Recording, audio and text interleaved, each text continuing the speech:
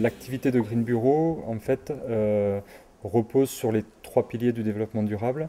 Donc, d'une part, on est sur une prestation de service au niveau économique qui répond aux besoins des entreprises, des administrations et des collectivités en ce qui concerne le tri sélectif. Donc, on va au sein de ces structures pour collecter essentiellement du papier, mais également du carton, du matériel informatique, des bouteilles, des palettes, du plastique, etc. Tous les déchets valorisables qu'ils peuvent avoir.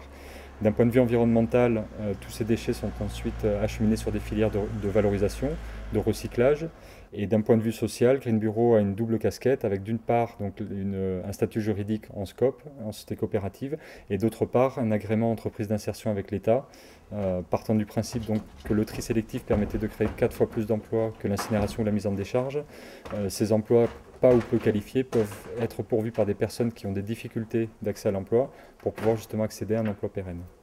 En début d'année, on a répondu à un appel d'offres avec la communauté urbaine du Grand Toulouse. On a eu le marché, on a démarré donc en juin 2011 une prestation de collecte des cartons auprès des commerçants du centre-ville de Toulouse, ce qui nous a permis de créer donc 4 emplois directement et donc des emplois qui sont là aussi pourvus par des personnes qui avaient des difficultés d'accès à l'emploi.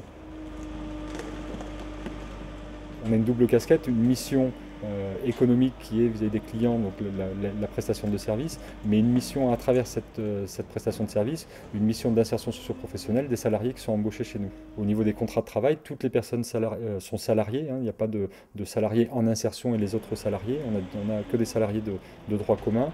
Voilà, après, la solidarité, elle s'intègre alors à d'autres niveaux. Ça se traduit par des conditions de travail, par le salaire qui est plus élevé que le SMIC, par la mise en place d'une mutuelle, parce qu'on travaille avec des personnes qui ont des difficultés, notamment d'accès aux soins hein, et de santé. Donc on a mis en place une mutuelle avec une prise en charge à 80%. On a un 13e mois, on a mis en place un 13e mois. On a donc la règle hein, de répartition des bénéfices qui est propre au SCOP.